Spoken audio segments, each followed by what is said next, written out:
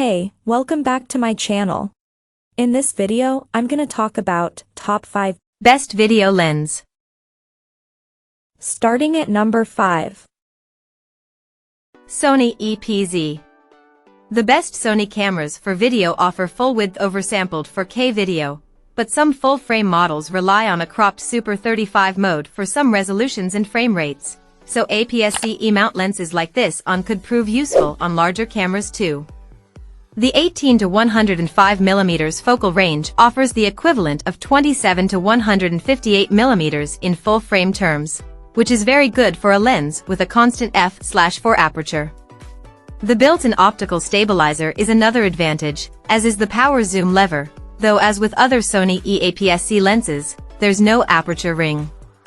This could be the ideal all-purpose standard zoom for filming, but it is pretty big and heavy, and especially so when fitted to Sony A6000 series bodies or the ZV-E10. Coming at number 4. Sony E PZ. This new Sony APS-C ultra-wide zoom joins the existing 10 to 18 mm f/4 lens in the range, but is specifically optimized for video with a power zoom mechanism. The first thing that hits you about this ultra-wide-angled zoom lens for Sony's APS-C format mirrorless cameras is just how small it is. The size and weight are more akin to an ultra-compact standard kit zoom with a variable and slow aperture rating. The fact that Sony has managed to shoehorn such an expansive zoom range with a constant f/4 aperture into such a small lens, complete with motorized zoom, really is quite something. Especially as image quality and overall performance are so excellent. It's pricey for an APS-C format zoom, but well worth the money. At number 3. Sony FE 24mm. If you're filming with a gimbal, it's a lot easier to balance the camera and handle the rig with smaller, lighter lenses, especially primes.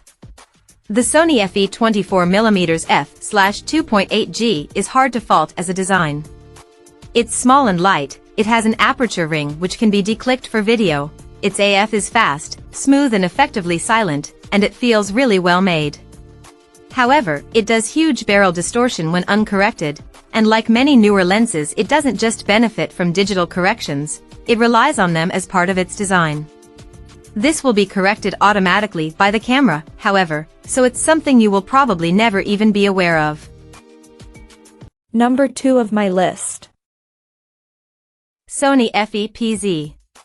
Sony is billing this as the world's lightest compact constant f/4 wide-angle powered zoom G lens, which is definitely is, as it is also the only one. Key features include the use of Sony's XD, extreme dynamic, linear motors not just for the AF actuator but for the zoom control too, which also has variable zoom speed. The overall barrel length remains the same even when focusing or zooming, which should make the new lens a little more manageable on a gimbal, as will its surprisingly modest weight of just 353 g. The Sony FE PZ 16 to 35 mm f/4G is also dust and moisture resistant.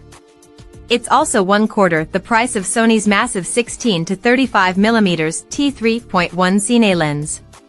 The equivalent 24 to 54 mm focal length on APS-C Sony's or Super 35 mode on full-frame models is a useful range in itself.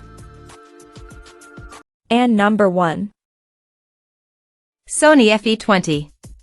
While not designed specifically for video, the Sony FE 20 to 70 mm f/4G covers a really useful focal range that's wide enough for selfie vlogging, even with the extra crop factor of digital stabilization. It also delivers both optical quality, handling and portability, though it does depend on optical in-camera corrections. The f/4 maximum aperture is not much of a compromise for the extended focal range and lightweight either. The only drawback is the price. At least in some territories it's a lot to pay for an f/4 standard zoom, no matter how good or useful. Check out this video description for latest price and more informations.